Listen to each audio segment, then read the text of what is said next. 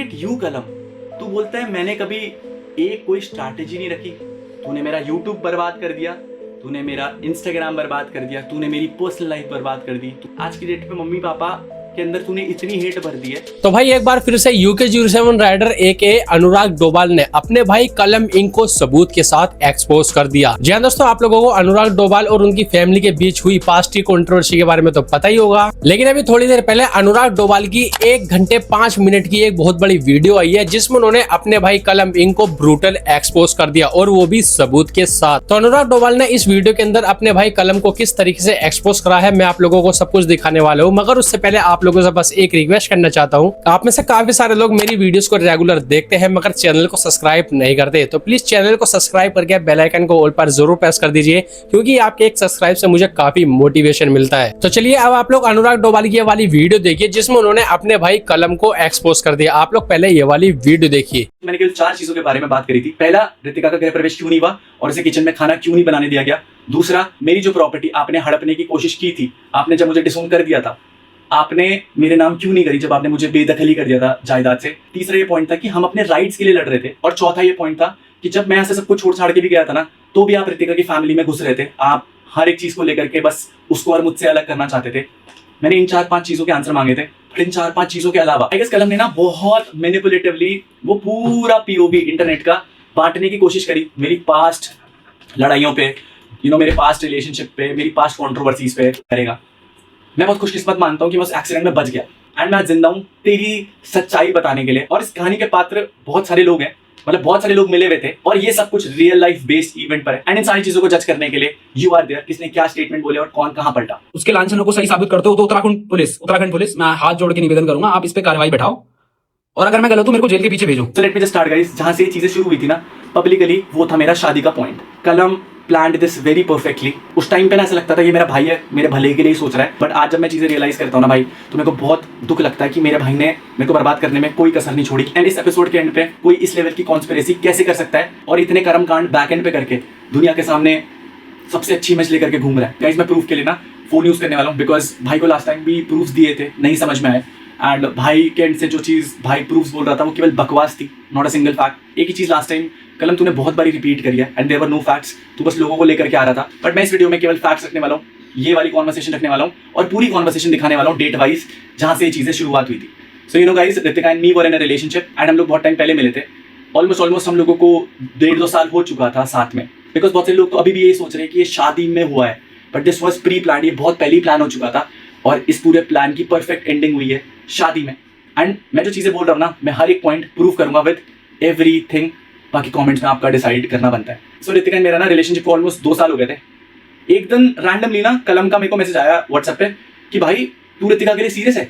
मैंने कहा हाँ यार भाई, मैं रितिका के लिए सीरियस हूँ because I am dating her and मैं सच में उससे शादी करना चाहता हूँ। एंड ये चैट मेरी और कलम की है। मैं तीसरे बंदे की चैट किस पर्सपेक्टिव में बोली गई है वो नहीं लेकर के आऊंगा, तेरे और मेरे परिवार की बात है। And I will talk about Shreya also because उस टाइम पे तब इन्वॉल्व थी जब मेरी और रितिका की शादी थी and you are not married, तो तब भी आप उसे परिवार का हिस्सा समझते थे। तो मैं अपने परिवार और आपके परिवार की बात करने आऊँ, उसके अलावा किसी की नहीं तो केवल टाइम वेस्ट होगा इस वीडियो में लोगों का। सो जुलाई 11 फर्स्ट मैसेज आता है मेरे को कलम का। कलम हम लोगों को वीडियोस में देखता था एंड उसने पहली बार मैसेज करा मेरे को कि तू ये रितिका के लिए सीरियस है। मैंने कहा हाँ जी भाई, मैं रितिका के लिए सीरियस हूँ। तो मेरे को एक चीज बोली उसने कि भाई व्लॉग में ना रितिका को थोड़ा कम दिखा, ये कर वो कर, तू व्लॉग्स में ना पूरी फैमिली रिप्रेजेंट कर रहा है एंड तू जब रितिका को व्लॉग्स में लेता है तो परिवार वालों की और मेरी बेइज्जती होती है। एंड उस बेइज्जती के कारण अगले साल मुझे श्रेया से शादी करनी है, तो श्रेया के घर वाले भी बोल रहे हैं कि भाई तू लड़की के साथ व्लॉग्स बना रहा है एंड उससे कहीं ना कहीं घर वालों की इज्जत डाउन हो रही है। और तेरी इज्जत तो बहुत ही डाउन हो रही थी क्योंकि श्रेया के घर वालों को भी शायद अच्छे नहीं लगते थे उस पॉइंट ऑफ व्यू पे मेरे व्लॉग्स, क्योंकि रितिका आती थी। And at the same time Ritika के डैडी थे, मेरे को पता था, रितिका को पता था। हम लोगों ने टाइम स्पेंड करा, हम लोगों ने सोचा हम लोग फ्यूचर साथ में बिताएंगे। तो इसने मेरे को बोला कि भाई तू रितिका से शादी करना चाहता है, एक काम कर, जब से तू शादी कर लेगा फिर उसके बाद व्लॉग्स में दिखाइयो, तब अच्छा रहेगा। शादी से पहले अगर तू व्लॉग्स में उसे दिखा रहे ना तो फिर इंसल्ट होती है। मुझे लगता है मेरे भाई आज की डेट पे जब मैं वो चीजें देखता हूँ, जब तू मुझे टेक्स्ट करता था तो उस टाइम ना मैं तेरी बहुत इज्जत करता था और मैं तेरे पे बहुत भरोसा करता था। मैंने कहा हाँ भाई, लाइक तू सही बोल रहा है, क्या पता हो रही हो, लाइक क्या पता एक्चुअली में हो रही हो चीजें, मुझे दिखाई ना दे रहा हूँ। बट जब मैं से पूछता था ना चीजों को लेकर के, मैंने कहा भाई बट तू भी तो व्लॉग्स में जॉइंट दिखा रहा है, स्मोकिंग दिखा रहा है, अल्कोहल दिखा रहा है, इवन तेरे गानों के लिरिक्स ऐसे लिरिक्स होते थे जो शायद मम्मी भी ना सुन पाए। मैं आपकी मम्मी की बात कर रहा हूँ बिकॉज मेरे को तो आपने डिसोन कर दिया है। समाज में वो गाना बजा भी नहीं सकते थे, एटलीस्ट मेरे व्लॉग्स उस पॉइंट ऑफ टाइम पर पूरी फैमिलीज देखती थी। बट आपके बहुत सारे गाने ऐसे हैं जहां पर दिखता है कि आप एक लड़की की कितनी इज्जत करते हो और एक माँ की कितनी इज्जत करते हो। ये तो वही बात हो गई, मेरी माँ मेरी माँ, मेरी माँ की इज्जत, मेरी माँ की इज्जत। बट अगर कोई मुझसे कोई कुछ बीफ लेगा या लड़ाई करेगा तो मैं कहां पहुंच जाऊंगा वो आपको पता है। मेरे को बिग बॉस का ऑफर आ चुका था गाइस, एंड उस टाइम पे ये सारी चीजें मैं पब्लिक नहीं कर सकता था। उस पॉइंट तक ऋतिका और मेरे बीच में बहुत क्रेजी बॉन्ड था, एंड जो खराब करने वाला था ना वो भी यही था। बिग बॉस से जाने से पहले तक Ritika and me were doing perfect, अच्छा खासा हंसता खेलता रिलेशनशिप था हमारा। एंड जब मैं बिग बॉस में गया भी हूं ना गाइस, आई गेस मैं 10-11 के अराउंड गया हूंगा। I don't remember the exact date, but मुझे 12 अक्टूबर की डेट एग्जैक्ट याद है क्योंकि मैंने कलम को मैसेज करा था। मैंने कहा भाई ऋतिका को अपने पास रखना एंड उसका ध्यान रखना। मैंने बहुत सारी चीजें समझाई थी। इसके बाद मैं बिग बॉस के अंदर चला गया था और आपने बैक एंड पे ऋतिका को मेरे घर पर देखा होगा। सोचो ये वही बंदा है जो बोलता था मेरी बेइज्जती हो रही है और वो उसी के साथ ब्लॉग कर रहा था। तो ये मेरे को कुछ अलग बोलता था और इंटरनेट पे कुछ अलग दिखाता था कि मेरी बहन है बहन है बहन है। And at the same time guys mummy papa को भी उस पॉइंट तक कोई दिक्कत नहीं थी ऋतिका से। एंड यही सेम स्टेटमेंट इसने ना अपने ब्रॉडकास्ट में बहुत अलग एंगल से दिखाए हैं, क्योंकि इसने ये वाली साइड तो बताई नहीं ना। मैं 10 बार बोलूंगा चाहे बातें दबा ही दो, ये सच बात सारी जो जाने सभी गवाही दो।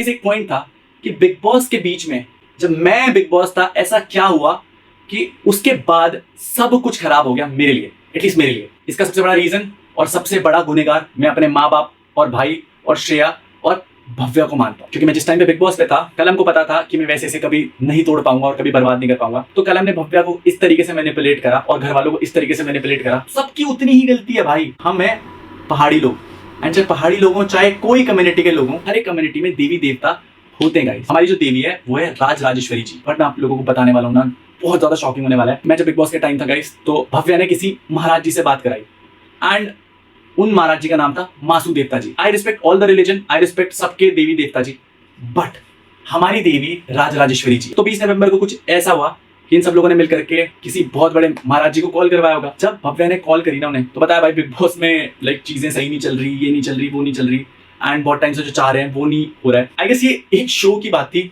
कुछ ऐसा कुछ बड़ा तो था नहीं कि भव्या एक शो जीतने के लिए बैक एंड पे मेरे घर वालों को किसी और महाराज जी से बात करा रही थी। एंड मैं भी बोल रहा हूँ मैं बहुत ज्यादा इज्जत करता हूँ। तो जब वो बात हुई ना गाइस, तो बिग बॉस के अंदर शायद आई डोंट नो क्या चल रहा था क्या नहीं, बट आई गेस अब तक तो जोकर मीम वाला भी शुरू नहीं हुआ था। एंड फिर उस कॉल में जो महाराज जी थे उन्होंने पूछा हमारे घर वालों से कि मासू देवता जी को मानते हो? मेरे घर वालों ने बोला हाँ मानते हैं, जबकि it was wrong guys. And आप शॉक हो जाओगे सारी चीजों के लिए। मैं आपको डेट इसलिए बता रहा हूँ, मैं ये पूछना चाह रही हूँ कि मेरा भाई है, तो उन्होंने YouTube पे मतलब 4-5 साल से इतनी मेहनत करी, सब कुछ अच्छे से, वो मतलब सोशल मीडिया के उसमें, तो अभी ना वो बिग बॉस में गए हुए हैं। तो जब से बिग बॉस में गए ना तब से चीजें सही नहीं चल रही। मतलब बिग बॉस में भी उन्होंने इतना अच्छा कर रहे हैं, फिर भी उन्हें लोग नेगेटिव वो भेज रहे हैं, मतलब उल्टा बोल रहे हैं। फिर उनको कहीं से धोखा मिला, कहीं से धोखा मिला था कि उनको? हाँ जी, मतलब 1 साल पहले तो हुआ था कुछ, 1-2 साल पहले किसी स्त्री ने धोखा दिया था? स्त्री ने किसी ने धोखा दिया था? हाँ जी हाँ जी। लड़की से उसके दिल, मतलब जो बाबू भैया उनके लिए जो उनका वो था वो हट रखा उनके दिल से। पता नहीं महाराज जी, तो क्योंकि उनसे कोई कांटेक्ट नहीं है, उनसे कोई अब बातचीत नहीं है बिल्कुल भी तब से। अच्छा ठीक है कन्या, अगर मैं मन की तुम्हारी पूरी कर दूं तो की मान हाँ जी मानेंगे नहीं? अगर मैं पूरी कर देता हूँ तो महाराज कह रहे मानेंगे कि? हाँ जी पक्का महाराज जी। कन्या तू तो बोल रही है पर ऐसा नहीं होना चाहिए। कल आज तो मेरे साथ वचन बांध दे कि मानेंगे, कल ऐसा हो जाए कि ना माने तो। नहीं महाराज जी, उससे तो कोई कनेक्शन ही नहीं है बहुत टाइम से, मतलब सब कुछ खत्म हो गया था। वो तो खत्म कर रहा होगा पर उसके मन में होगा ना कुछ। आज नहीं अपनी, जब से उसकी थोड़ी सी तरफ की देखने लगी तब से उसके मन में ऐसे ही चिड़ उत्पन्न हो रही है। अच्छा तो महाराज जी हाँ ठीक, इसका क्या उपाय है, मतलब क्या कर सकते हैं हम लोग? ये तो कन्या उपाय भी तभी होगा जब वो बादल सामने होगा। उन्होंने पूछा आप मानते हो? उन्होंने बोला निभाना पूरा पड़ेगा, ये करना है वो करना है, आटा रखना है, यू नो लाइक जो भी उन्होंने विधि बताई होगी, सिक्का रखना है यहाँ माथे पे, ये वो। पर्सनल अटैक्स मत कर, मैं फैक्ट्स की बात कर रहा हूँ, तेरे झूठ पकड़ रहा हूँ जो तूने झूठ बोले। उसके बाद वही डाल दिया कि भाई तू रिलेशनशिप के लिए व्यूज और फेम कमा रहा है। तो अभी तेरी भी शादी हुई थी कलम, why did you post it on Instagram? मेरे भाई क्यों पोस्ट करा? व्यूज और फेम के लिए, फॉलोवर्स बढ़ाने के लिए? क्यों मेरे भाई, क्यों लगाई तूने इंस्टाग्राम पे उसकी डीपी? कर तुली शादी, क्यों दिखा रहा है इंटरनेट पे कि इंस्टाग्राम पे लाइक्स आएंगे? आई गेस श्रेया को इसने पहले गाने में लिया था, कौन सा वाला गाना है वो, कैसी है दूरियां जो बढ़ गई, ये वाला गाने पे इसने लिया था। Shreya was there. तो तूने श्रेया को क्यों लिया था भाई? क्योंकि तेरे को श्रेया से व्यूज चाहिए थे मेरे भाई? नो ब्रो, बिकॉज तेरे साथ तेरा पार्टनर खड़ा था। Understand this. क्योंकि जब भी इसको गाने का प्रमोशन कराना होता था ना, स्टार्टिंग से लेकर के एंड तक इसने दुनिया में दिखाया कि भाई मैं तो खुद बनाऊं, मैं नहीं आऊंगा अपने भाई के व्लॉग्स में। एक बहुत जरूरी बात है, जितने भी बच्चे मेरे को फॉलो करते हैं 10-15 साल के, मेरे भाई की वजह से, विदाउट इवन नोइंग कि मैं music, what is hip hop, मैं क्या रिप्रेजेंट करता हूँ, व्हाट एम आई, मैं क्यों ये चीज कर रहा हूँ, प्लीज मेरे को अनफॉलो कर दो। सो मेरे को सच में फर्क नहीं पड़ता भाई तुम क्या सोच रहे हो, क्या मेरे को पता है तुम अभी बच्चे और तुम्हारा दिमाग ही वहां पे चल रहा है। So please unfollow me right away from Instagram, from YouTube. कहीं पे भी ना प्लीज अनफॉलो मी एंड ये उन तक जाने दो जिनको सच में जरूरत है भाई। कि किस इंटेंसिटी से चीजें दिखाता था और रियलिटी क्या थी। बट हर बार इसने गाने प्रमोट करने के लिए मेरे को टेक्स्ट करे हैं, भीख तक मांगी है इसने, सब कुछ करा है। मेरे को इसकी चीजें समझ में आने लगी थी, तो मैंने घर में बोल दिया था कि मैं ऋतिका से शादी करूंगा। बट तब तक इसने घर वालों को पता नहीं क्या फीड करा, क्या हुआ, कैसे हुआ। इसने क्लियर बोला कि मैं भी पसंद नहीं करता, घर वाले भी पसंद नहीं करते, ना ही तेरे ग्रुप पसंद करता और ना ही उसे घर संभालना आता। तो ये पीछे लगा रहा ऋतिका को लेकर के। भाई मैं फिर भी ऋतिका से मिलता रहा, चीजें करता रहा। तो फिर इसने वही कास्टिज्म वाला पॉइंट खेला कि वो राजपूत है, घर वाले नहीं मानेंगे, किसी भी पॉइंट पर घर वाले एक्सेप्ट नहीं करेंगे, ये है वो है। एंड आज की डेट पे ऑनलाइन आकर के बोल रहा है कि भाई ये तो हमें पहले से पसंद है, तो फिर तूने ऑनलाइन आकर के झूठ क्यों बोला और अपनी ऐसी इमेज क्यों दिखाई। जब मैंने ठानी ली थी ना गाइस ऋतिका से मैं शादी करूंगा, तो then he executed his master plan and I will attach all of the screenshot. पापा मम्मी के साथ चीजें सही चल रही थी, पापा और मैं बहुत अच्छे कोऑर्डिनेशन पे चल रहे थे। इसने शादी तुड़वाने के लिए हर एक कोशिश करी। ऋतिका और मैं अलग नहीं हुए, हम लोगों ने घर वालों को मनाया क्योंकि हम प्यार करते थे यार एक दूसरे से। हम लोगों ने प्रूव करा। मैंने बिग बॉस में बोला था भाई कि मैं उस लड़की से शादी करूंगा। मैंने पहले दिन ही तेरे को बोला था जब तूने मुझसे पूछा था ना 2023 में, तू ऋतिका के लिए सीरियस है? हाँ भाई मैं ऋतिका के लिए सीरियस हूं, दैट्स व्हाई आज मैंने शादी कर ली उससे। पर तूने हर एक पॉइंट पे अलग करने की कोशिश करी। इसने तो ये तक चाहा कि शादी ना हो। तो जब इसे पता लग गया कि अनुराग ने करनी है शादी इससे, तो मैं आपको बता दूं गाइस, इसने ना शादी के टाइम पर इतनी लड़ाइयां करी हैं मुझसे। एंड मैं आपको रियल फैक्टर बताऊंगा, you won't believe it guys. Actually मेरी शादी में बहुत लिमिटेड लोग इनवाइटेड थे because of the security reason. 200 लोग। तो घर वालों के एंड से लिस्ट आनी थी गाइस। मैं मम्मी पापा को भी कहां गलत मानता हूं, क्योंकि मम्मी पापा ने ना इसका पूरा गलत में साथ दिया है। आज इसीलिए आप बहुत गलत हो। पापा और कलम ने मिलकर के क्या करा गाइस, स्कूल के कॉलेजेस में कार्ड्स बांट दिए, यू नो, पूरे गांव में कार्ड्स बांट दिए, सब जगह अनलिमिटेड इनवाइट भेज दिया। इन लोगों ने शादी में जितने भी डिसीजंस लिए हैं मेरे से बिना पूछे लिए हैं गाइस। मैं आपको बताऊं, मैंने कपड़े तक शादी के खुद से खरीदे हैं। कल हम अपना बॉम्बे शूट्स कर रहा था, सब कुछ कर रहा था। इवन मैं जब फ्रस्ट्रेट हो गया था ना चीजों को लेकर के, तो मैंने पापा को बोला, मैंने कहा पापा कलम कहाँ है, भाई भाई भाई भाई करता है, तूने घर की रिस्पॉन्सिबिलिटी क्यों नहीं निभाई आज? क्योंकि आज तेरे को बॉम्बे जाकर के पैसे कमाने थे। जब एक मर्द को पैसे कमाने पड़ते हैं ना, तो वो घर पे बैठ करके रोटी फ्री की नहीं तोड़ सकता भाई। बट आई गेस वो मेरे लिए सब कुछ गलत था। तूने मेरे को सब कुछ छुड़वा करके घर बैठवा दिया। बट जब तेरे को तेरी रिस्पॉन्सिबिलिटीज के बारे में बताया गया, तो तूने बहुत ही एग्रेसिव मोड लेकर के इसने जो चीजें करी है ना गाइस, इसने मेरी शादी में अनलिमिटेड कार्ड्स बंटवा दिए। मैं इतना परेशान हो गया, इन लोगों ने मुझे उस टाइम पे भी इतना टॉर्चर करा था। मैंने आखिरी टेक्स्ट भेजा, मैंने कहा यार तुमने मेरी जिंदगी खराब कर दी। सो व्हाट ही डिड, छोटी बातों पे रोज लड़ाई करने लग गया था। अब आपको पता है गाइस, अगर आप एक होटल चेक इन करने भी जाते हो तो आपको अपना आधार कार्ड देना होता है। हमारी शादी में सिक्योरिटी बहुत जरूरी थी, क्योंकि हम ऐसे ही खड़े हो जाते थे रोड पर ना, तो रोड पर भीड़ लग जाती थी। भाई मेरी शादी थी यार उस दिन, मुझे एंजॉय करना था। इसने सिक्योरिटी के पीछे इतना झगड़ा किया ना। आज आपकी शादी थी, आपने सिक्योरिटी क्यों लगा रखी थी? क्योंकि अनुराग डोभाल आ सकता था वहां पर। एंड आई वाज देयर भाई, मैं घर आया था शाम को, मेरे अंदर वो कूदा है ना भाई। बट मैंने तब भी कुछ नहीं करा because I loved you guys. मैं उस घर को देखने आया था, दैट इज द रियलिटी भाई। तब भी तूने पीठ पीछे, अरे अनुराग खूंखार है। गाइस आज मेरे छोटे भाई की शादी है, कलम की। I didn't got an invite but still check this out. After crying 2 hours he is going. सिर्फ देखना है इस बंदे को भाई, बड़ा घर देखना है सिर्फ। और 2 घंटे मैंने चुप कराया भाई, और मैं खुद रो दिया था भाई आज। ये गली चेक करो गाइस। मैं आपको वो घर दिखाता हूँ जो एक टाइम पे शायद कभी हमारा हुआ करता था।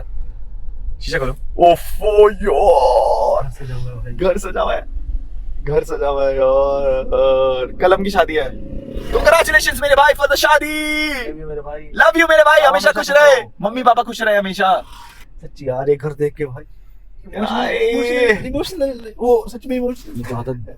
चलो वो देखेंगे तो फिर मैं नहीं चाहता मेरे को कभी देखें, उनके लिए मैं मर चुका हूं, बट मेरे लिए हमेशा जिंदा रहेंगे वो लोग। कितना अच्छा लग रहा है इस घर को देख करके, दिल फट रहा है यार। दिल फट रहा है। चलो चलो चलो चलो चलो चलो, नीचे टेंट भी लगा है भाई। उनके लिए मैं मर गया शायद, बट मेरे लिए कभी नहीं मर सकते। I love you a lot. तो कलम ने छोटी बात को लेकर के इतना बड़ा बवाल बनाया। एंड मैं पापा और मम्मी को इतना गलत मानता हूं इस चीज पे, but then I will tell you, एक इंसान तब उतना ज्यादा गलत नहीं होता जब वो गलत होता है। एक इंसान तब ज्यादा गलत बन जाता है जब वो अपने झूठ को छुपाने के लिए औरों को गलत बना देता है। अब वो इंसान जो आपके सामने ये दिखाए ना, मैं अपने भाई के व्लॉग्स में नहीं आता क्योंकि मेरे को इसका फेम नहीं चाहिए। And there is nothing wrong promoting in, but सामने से रीच आउट करके हर एक सिचुएशन का फायदा उठाना, स्टार्टिंग से लेकर के एंड तक के जितनी भी डिस हैं, 1 मिलियन 2 मिलियन जितनी भी चीजें, हर कंट्रोवर्सी में मेरे को बोलते ना तू शांत रहे, अभी ना जवाब नहीं देना, इसे केवल हम लोग डिस बना करके जवाब देंगे। This was your strategy man, to promote your channel and you promoted it to earn money. तूने सब जगह से पैसा नहीं छोड़ा है कलम, इवन तूने गानों तक की पेमेंट ली है मेरे से भाई। I can show you the screenshot, मैं पोस्ट करूंगा सारी चीजों को लेकर के। तो भाई अगर पैसा इंपॉर्टेंट नहीं था तो भाई से पैसा मांगता है। आई गेस मैं थोड़ा सा स्टोरी भूल जाता हूँ क्योंकि मेरे को पॉडकास्ट, सॉरी मैं इतना एजुकेटेड नहीं हूँ भाई, बिकॉज तुझे ऐसा लगता है कि जो लोग एजुकेटेड है केवल वही तेरे को समझ सकते हैं भाई, अनएजुकेटेड लोग तो तेरे को समझ ही नहीं सकते। मेरी आधी ऑडियंस हिंदी समझती है भाई, इसका मतलब ये नहीं है कि उन्हें चीजें समझ और फीलिंग समझ नहीं आती। तेरे को समझने के लिए मुझे लगता है कुछ अलग पढ़ाई करनी पड़ती है। क्योंकि शादी में जो लोग आने होते हैं ना अलग अलग इवेंट्स पे, उनकी लिस्ट 1 महीना 1.5 महीना पहले बन जाती है एंड उसी के हिसाब से सारे अरेंजमेंट होते हैं। 5 दिन पहले हमारी शादी से, उस दिन पता है आपको क्या हुआ, मैं ना पापा से ना बहुत टाइम से लिस्ट मांग रहा था, क्योंकि ऑलरेडी गाइस कार्ड्स बट चुके थे, वो इतने ज्यादा कार्ड्स बट गए ना कि हम वेन्यू पे पता ही नहीं कितने लोग आ रहे हैं। अब क्या हुआ, मैंने कहा चल ज्यादा लोग आ रहे हैं, कोई दिक्कत नहीं, पापा से गलती हो भी गई ना।